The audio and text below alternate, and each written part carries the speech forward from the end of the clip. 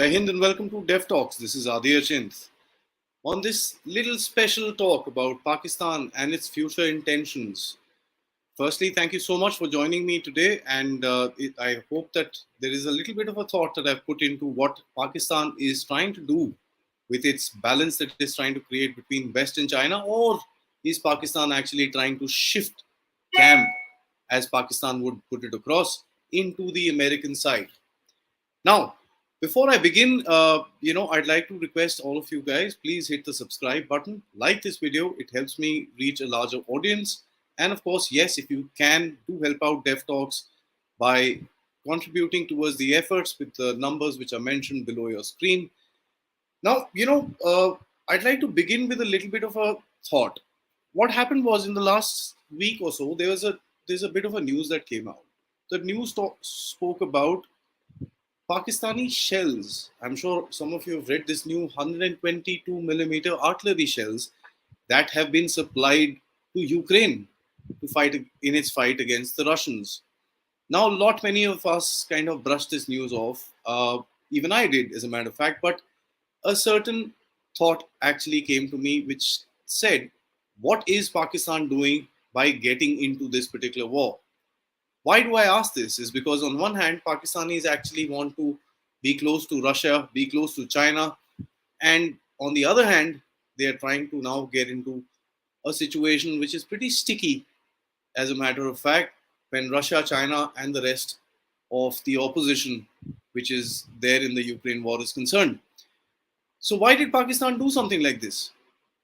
That brought me to a question. Is Pakistan actually shifting camp from this whole Russia-China angle back towards its big daddy, which is in America? Now, we know since after independence, the Pakistanis have been heavily dependent on the Americans in terms of its weaponry, in terms of its aid, in terms of a whole lot of things that used to come across. Literally, Pakistan used to survive on money that was brought by the Americans into the country. One of the most interesting things is that Pakistan actually, went ahead and became members of the CETO, CENTO, and many other American-led alliances which came up during the Cold War, and it hedged its bets with America in Afghanistan as well. Post which we've seen somewhere 2012, 2013, a little bit of shift when Nawaz Sharif was in power. As a matter of fact, when the CPEC was signed, and Pakistan kind of started shifting camp towards the Chinese. It's interesting when we see that is because today Pakistan refers to China as its iron brother, and I think all of us have heard this entire, deeper than the ocean, sweeter than honey, and so on and so forth. As far as CPEC is concerned, I'm not going to talk about that particular thing in this video, but because CPEC I've already covered in a separate video, so if you guys want to get some more details, please do check that one out. It is quite interesting how CPEC has evolved over the years, what are the projects that have actually finished, and so on and so forth. Now, getting back to this particular thought I had, what is Pakistan doing? As I think all of us would know, Pakistan is very difficult to predict. It's not something, you can talk about, say that Pakistan is going to, as somebody just put up in a comment saying Pakistan can implode. Pakistan would go in a bad direction and this and that. But it's been very difficult to analyze where Pakistan stands on certain situations in the world. For example, the Ukraine war. We saw Imran Khan being joyous about it, and then we saw General Bajwa actually going ahead and talking the complete different direction where he called Russia the aggressor. We also had Imran Khan who was trying to tilt towards Russia and buy some oil and wheat and so on and so forth. And we have the weapon supply to Ukraine. Let's break this entire thing down. Let's see what exactly has been happening point by point. There are certain events that I'd like to talk to you, which may just bring us into some kind of a light with regards to what is happening within Pakistan. One thing to note, no matter what Pakistanis might say, is that since Imran Khan has left, its connections with the United States have actually improved. Bilawal Bhutto went there, he met with Antony Blinken and so on and so forth. General Bajwa, as a matter of fact, has visited there, who spoke about various different things. But my story starts at a particular point of time where General Bajwa actually spoke to Wendy Sherman. This was a couple of months ago. And this was said, the whole context was said that General Bajwa has spoken to Wendy Sherman to ensure that the IMF loan is pushed across, because at that time, Pakistanis were facing a bit of a resistance in terms of certain few measures that was kind of pending around with the IMF. Now, when we see something like that happening, we also took it at face value with regards to this whole thing. Talking about General Bajwa also gave a speech during the Islamabad Security Dialogue where he actually he didn't say the words very clearly, but what he hinted to was that, we have resorted to finally going to the Chinese for our military equipment because the West does not give it to us. They spoke about France, where India has kind of brought in a little bit of a hurdle. USA, who's got a challenge. UK and Germany and so on and so forth, who's not giving them engines and spares and so on and so forth for their military equipment. So he actually said that it was a forceful. He probably didn't say that. He probably meant it in some way, that it was a forceful shift towards Chinese military equipment. Now that is interesting. You know, it's Pakistan has always been in a particular position where it's been vulnerable as far as this entire thing is concerned. I think I'll take you back to the 1965 war, where the Americans actually put an arms embargo on Pakistan. So they actually had a lot of trouble maintaining their equipment as well. But let's come back now. What happened is the West has been, as I said, putting roadblocks, and General Bajwa made a call to Wendy Sherman to make sure that he kind of levels the playing field. Post that, what has happened? Now, post that, the one thing that we see is that political interactions has kind of gone up. There has been a little bit of a change in terms of this thing, the political interactions. As I said, Joe Biden met up with the Pakistani appointee, so-called ambassador, who was, who's been put into the United States. Then one big event takes place. What is the big event? The big event is the Zawahiri killing. The big drone that went across with this, fired a weapon with some 6 blades and went across and actually killed Ayman Al Zawahiri, who was the head of Al Qaeda. Now, the Americans actually gave out very little details. They just said, this happened, this happened, this happened, and we took it out. This entire incident brings about very interesting questions. What are these questions? Now, if you notice the Osama bin Laden raid, the Americans had pretty good ground assets in Pakistan who monitored the movements within that house, and then they conducted that raid. Although this was not a manned raid, but you do need some ground support to ensure particular reconnaissance, particular surveillance, and so on and so forth, which is 50 other things which may be required for such a mission. How has this happened? Who's done this? Americans have not come out and said this. Now, I'm not going to come around and say that the Pakistanis did it or the Afghanistanis did it. I mean, it's a big this thing. What my thought process is that the Taliban, as we all know, is divided into multiple little factions amongst that big umbrella that they call themselves as the government of the Islamic, Emirate of Afghanistan. There are the Haqqanis, which are supposedly very close to the Pakistanis. Then there are other small factions which are led by Hazaras and so on and so forth. There are multiple little things. And we saw these little jitters between the Afghanistan or the Taliban during the start of this particular regime, where we saw internal fights and we had certain reports of even gunfire taking place. The question that I want to ask is, has Pakistan tried to hedge its bets against one section of the Taliban against the other? Now, the news says that Ayman Al Zawahiri used to be staying in a safe house, which was Sirajuddin Haqqani's family's nephew's or someone's house. Sirajuddin Haqqani is the interior minister of Afghanistan, supposed to be very close to Pakistan. Now, how has this happened? It's an interesting question. We also know that the erstwhile core commander of Pakistan has been going to Afghanistan to kind of settle out the TTP issue. There have been hardcore negotiations been taking place. One thing about the TTP one must remember is that when the same interior minister who was coming into power, the Haqqanis are pretty strong, by the way. Last year in August, what was the first thing that they did in terms of releasing prisoners? They released almost 5,000 TTP prisoners from their jails. Now, if Sirajuddin Haqqani and his whole Haqqani network is so close to Pakistan, why did they do that? Good question. I think that's something that we need to think about. Uh, so Faiz Hamid's probably little bit this thing, and we also know Faiz Hamid has recently been transferred to Bhavalpur. What happened here? Is there something that the Pakistanis are trying to cover up? I'm just asking a question. May sound like a conspiracy theory, but when I go through this entire setup of points of events, you'll probably see what I'm trying to get at. You know, intelligence was one thing I discussed. The second thing I'd like to talk about is the factor of the airspace. Now, the airspace, there are two, three ways that the US could have flown this particular aircraft. Some, wild thought it would have flown off somewhere from India. It still needed to cross Pakistan. It could have flown off from Qatar, which is which is the biggest US air base in that particular region. Still needed to cross through either Iran or Pakistan. Iran is difficult. Pakistan, let's keep it aside.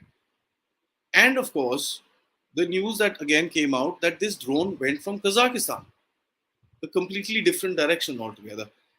This was just probably a one-liner, and the story was pushed off the screen. Nobody talks about this entire thing until the defense minister of Taliban actually issued a warning to the Pakistanis, saying the factor that we would warn the Pakistanis not to use their airspace or give the use of their airspace to have drone strikes within Afghanistan.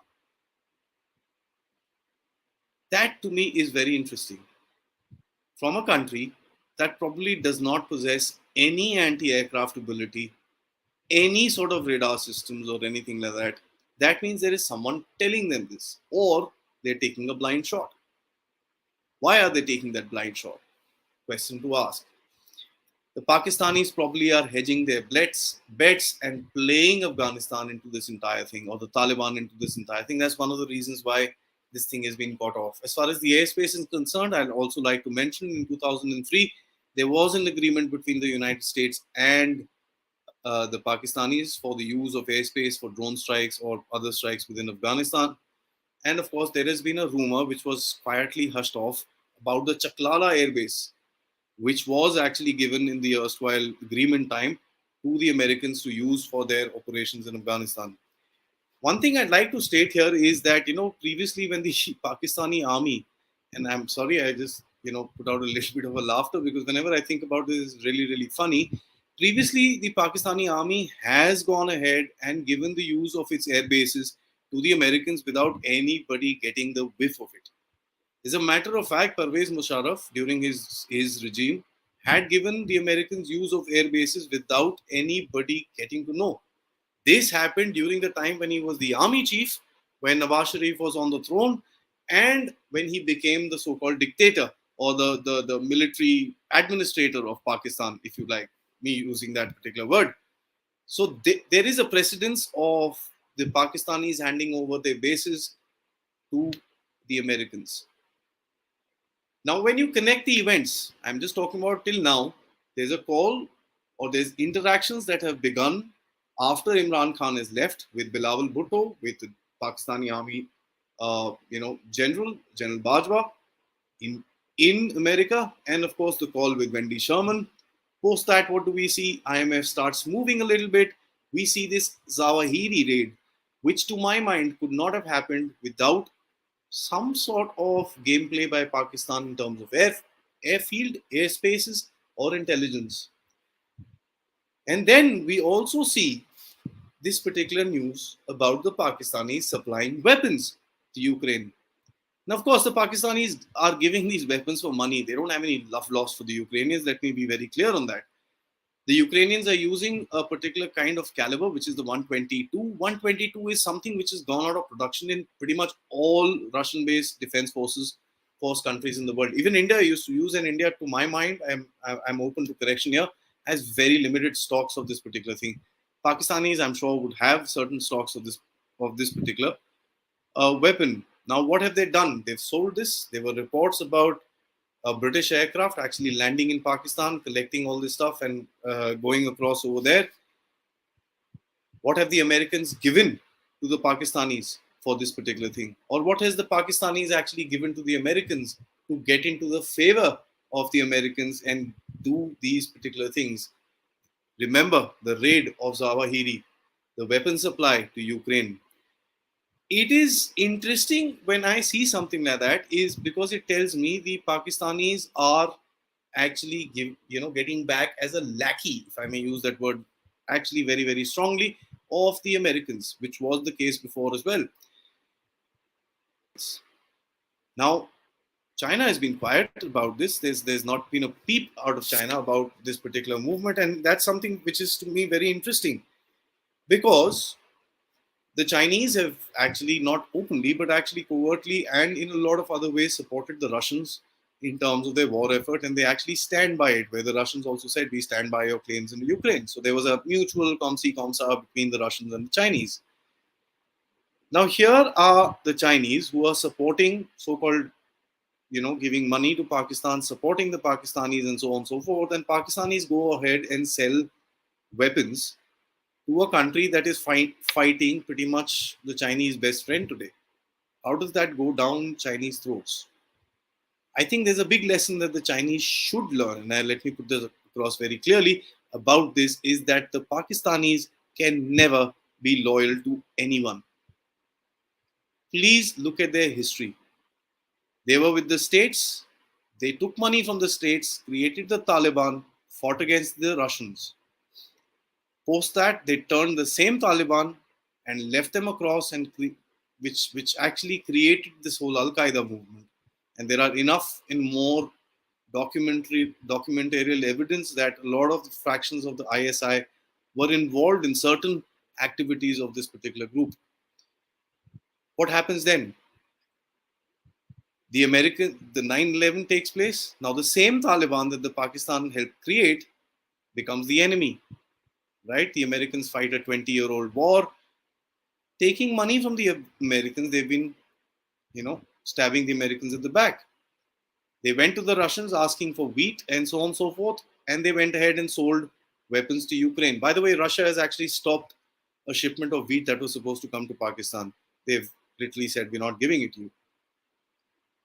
Here is another country that claims itself to be a part of this separate group against the West. You've got Imran Khan literally abusing the Americans all day long. You've got the Ashrafia, so-called in Pakistan, which is being sold the anti-American, whole propaganda. And then you've got the Pakistani deep state, army, whatever you may want to call it, trying to do this kind of a thing with the Ukrainians, or with selling these weapons to Ukraine. Now, what do we make of this? Which side does Pakistan actually stand? Pakistan calls the Chinese money which has been put into Pakistan as an investment. It's nothing but a loan that Pakistan needs to return back. So are the Pakistanis actually realizing that the Chinese boat has a big hole in it? Or are the Pakistanis again playing, hunting with the hare, hunting with the hound, and or whatever that saying, hunting with the hare and running with the hound? This is what Pakistan has been doing all this while. And in my opinion, this is a big strategic mistake. Pakistanis have always been very tactical in their thought process. They just make a plan, try and really go forward with it. And when at the end of it, when it blows up on their face, they make themselves into a victim. And that again is going to happen once again for Pakistan. Why I say that the Pakistanis are trying to hedge their bets towards the West is because we see the factor that a lot of, I won't say large amount of aid, but aid from all over the place is coming in. The UN chief is supposed to be landing in Pakistan, or actually visited Pakistan. Such kind of attention wouldn't have been possible during the reign of Imran Khan. So if anybody watching from Pakistan, please do realize that Imran Khan, I don't know if he was thrown out, but I'm quite sure that he wasn't liked. That's all I had to say. As a matter of fact, about this subject, I have some comments I'd like to, see through and see if I can comment on or put my thoughts through to someone who's mentioned. Mandar, thanks for your comment. Pakistan is ditching the current checkbook for the previous checkbook. Don't be surprised. I think that's a beautiful summary to what I just said, and it's important for us to understand that Pakistan have never been loyal to anyone. I don't think they're even loyal to themselves, looking at the kind of corruption they're doing and the kind of nonsense which is happening in the country right now. Let's go forward. Saurabh says Pakistan only survives when it becomes relevant. It is struggling to find a pivot for relevance. It has none. That's an interesting thing.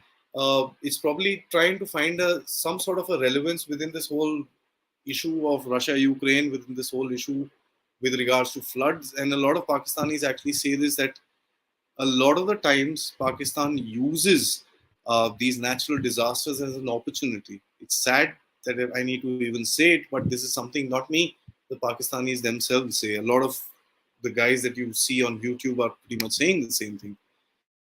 Saurabh is also saying that it's causing to implode from within. Well, I won't be so sure about the implosion, because honestly, till the time the Pakistani army is there and it's in one piece, Pakistan will stay together. And for Pakistan to break, there are a whole lot of other things that would be required. There has to be an internal churn which we don't see. It's a quiet population in the places which are looking to break apart. The only place where I see some issues is the FATA and the Swat, or the today's KPK area, where the TTP has supposed to be, has supposedly taken some certain areas, which I will discuss with, as a matter of fact, I'll put up a video with Lieutenant General Dushyant Singh in the next couple of days, where I actually dwell into this particular aspect of the Afghan influence within Pakistan. Uh, More relevant question to me is, what does it imply for India? Well, honestly, nothing. Pakistan is trying to hedge its bets. It's trying to see what it can get out of a dirty situation. It's trying to kind of make advantage for itself. Uh, USA, I don't think is going to fall into that same back trap again. Uh, the problem is that a lot of us actually look into these singular statements that come out and try and make an analysis of geopolitics. Sometimes these statements are more political in nature, to try and pass a message to a certain place, but not really a long-term policy. So there is this thing, USA wanted something, Pakistan gave it, and I think that's just about it. And probably they would have made some money out of it, knowing the Pakistanis very well. Today they'll kind of do anything they need to earn the money. So let's be very clear on that. A week or so, I heard that Hizbul Tahrir module was also caught by the Russians in Ukraine. Yes, that is true. The Russians have been on the lookout for these kind of activities. As a matter of fact, I'm sure all of you had heard about that guy who was, caught trying to come into India with using a bomb or something like that and targeting certain people in Delhi. The Russians have always been on the lookout for this kind of a threat, for a simple reason that Pakistan, Afghanistan being the breeding ground for all this, is bordering their southern influence states, which are the Central Asian republics, and the Russians have a lot of interest in keeping those areas stable. Because if this kind of nonsense gets into those areas, you're basically looking at entry into Russia, where Russia is not very, very strong in terms of its defenses. So yeah, it's quite a bad situation. Uh, right, Saurabh again. I think so. Economic way to India would to let both brew and Pakistan descend into implosion enough that it does not cost much to India to provide stability. See, I'll tell you one thing. Yeah, and this is something a lot of people are now talking about, is the factor that Pakistan or any other adversary of India, and this is my personal opinion, which has been brought out on desk talks by multiple people, multiple speakers, and especially the last conversation me and Jan Shankar had, we spoke about this. Our adversaries need to be looking inward rather than outward.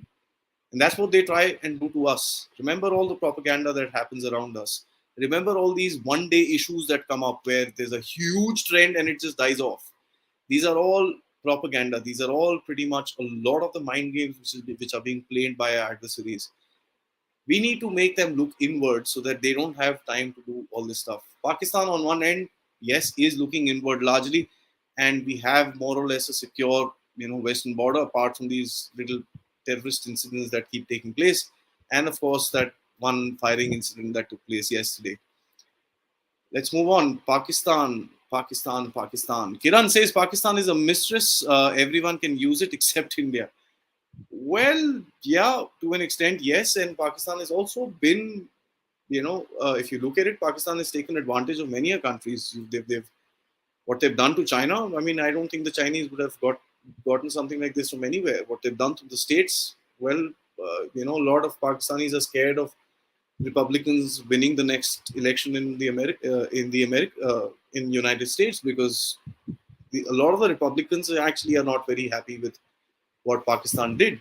It was a shameful retreat for the Americans, remember, from Afghanistan. So they're not going to let it go that easy.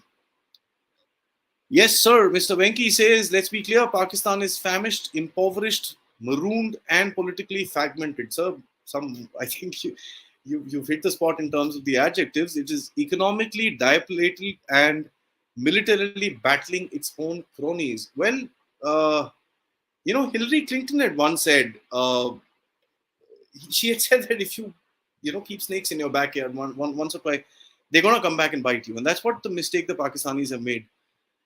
One thing I'd like to mention here, and I'm maybe, going off the track here, is the factor that you've put in a little bit of a thought, which says a lot of these terrorist groups which are floating around within Pakistan today, we expect the Pakistanis to kind of take control of them.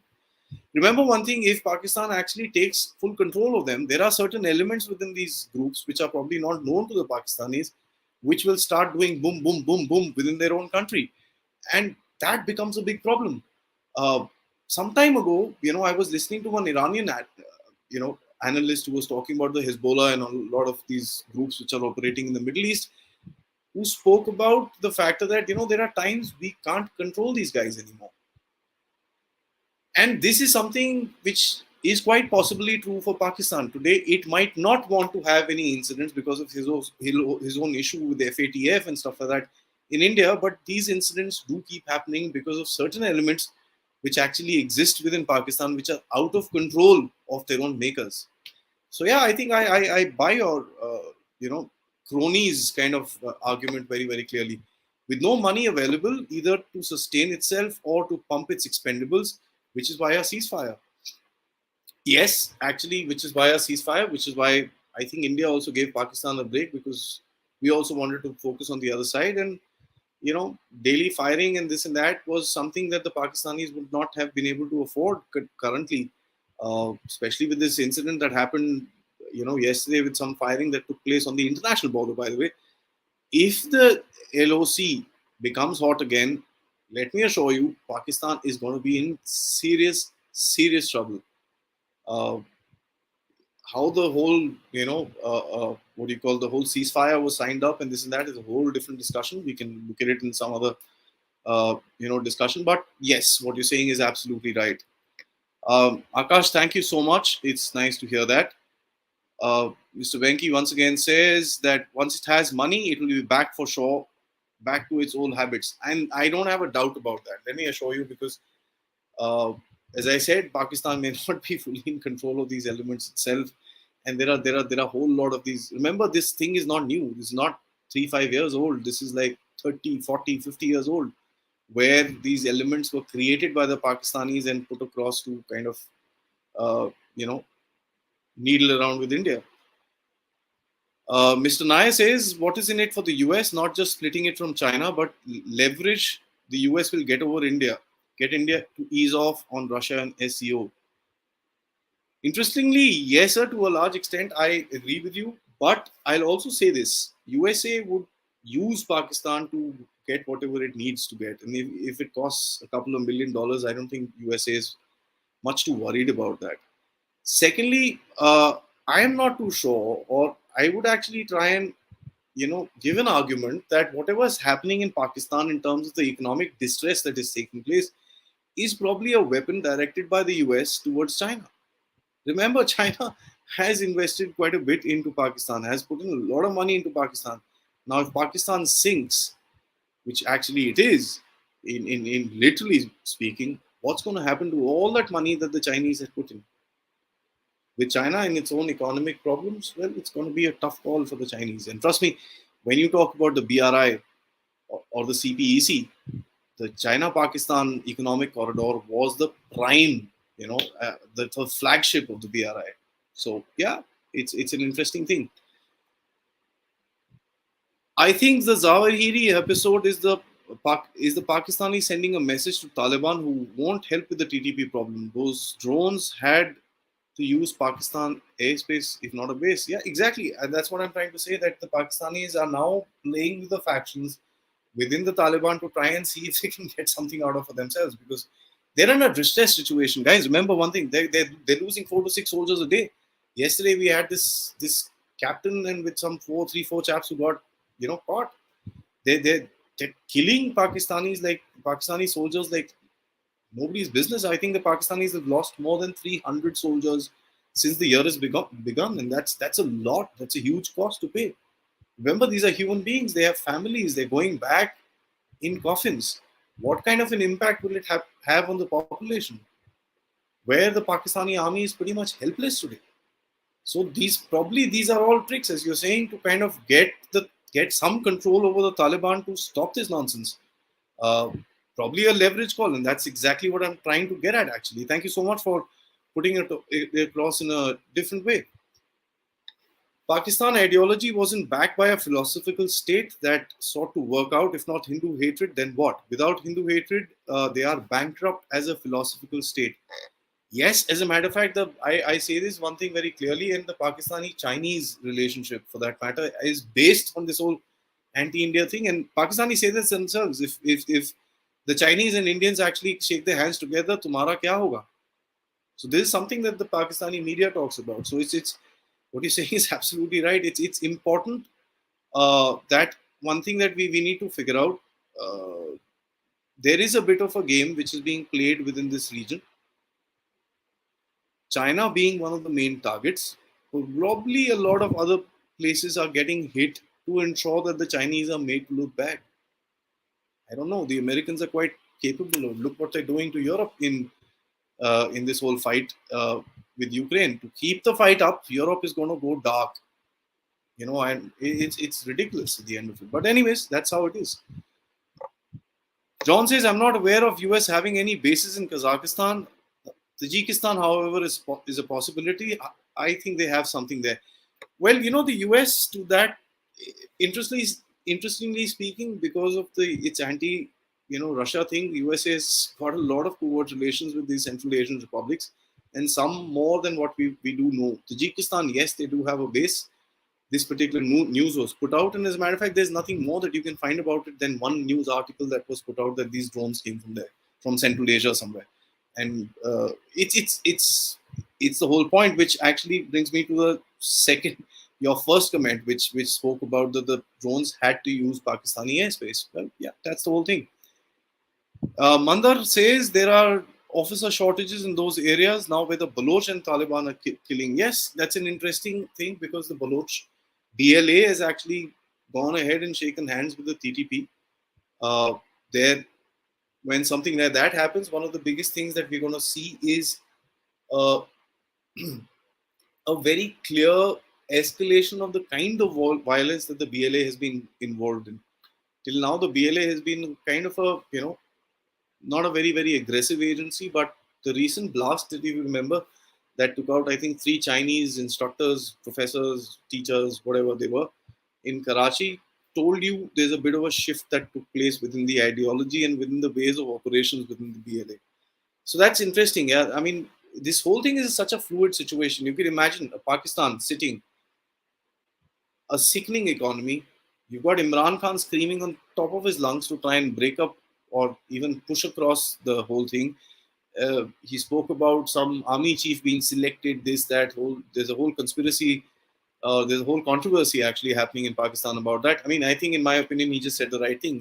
He said that the new government wants to get their own army chief. Who doesn't? I mean, he does as well.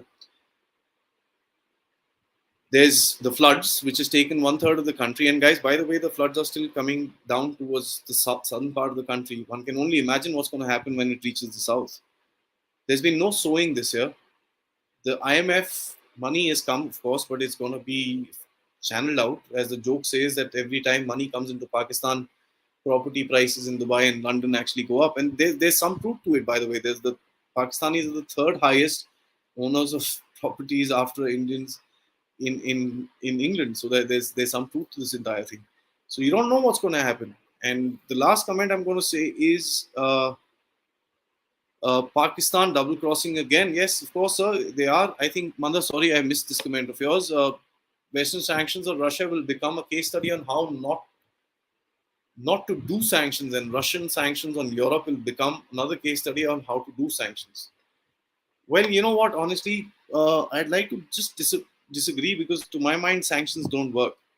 I mean, they work for a very short period of time, then countries kind of adapt to them and find a way to figure this out. Let me assure you, the reason why the Russians are today standing up is because they knew what's going to happen to them, and they've kind of prepared their economy since the past 8 years. Remember, the first time that they got into sanctions about Ukraine was in 2014 during the whole Maidan protest that took place after the whole Crimea incident, which took place after that. So countries, you look at Iran, I mean, Iran has not imploded. You look at North Korea, it's not imploded. Venezuela is still alive. There's so many countries that have been under Cuba. I mean, they've got issues, but they're still there as a country. Uh, it's their problem that they've not been able to go forward. You look at Iran; they've done a lot for themselves. It's not that simple. So it depends on the resources you have. It depends on your tasks and this and that. But these sanctions, to my mind, never work. Thanks so much, guys, for joining me. It's although something that I wanted to talk about, it may not appeal to a lot of people in terms of a thought process because it's not something I can back up with facts. But it seems to me that the Pakistanis are shifting their goalposts or hedging their bets between USA and China and trying to see if they can jump back into the lap of the USA. It's a safer lap to be in, although. Thanks so much, guys. Before I sign off, do check on to your subscription status. Do check on to the like, hit the subscribe, hit the like, and of course, if you like, please keep the bell notifications on. I'm working on a website for Dev Talks. It is going to be live, and it is live, but I just want to put it out in the next couple of days. Once I do some work to it, uh, I'm a single guy doing all this, so there's just a lot that is on my plate. Running my other stuff and keeping up with the Dev Talks and stuff like that. Uh, it's quite a bit that needs to be covered. It's quite a lot of effort. So I literally work from morning to night, reading, doing work on this particular thing. But I appreciate all your support and the kind of comments I get. It's really, really nice. Thank you, Mr. Venki, for that super sticker. I'm always grateful to a contribution. Uh, as I said, thank you so much for joining me for this discussion, for this thought process on Pakistan. I'll catch you up, I think, for another live on Sunday with Jan Shankar, where we will discuss another very lively subject, have all of your questions, and till then, Jai Hind.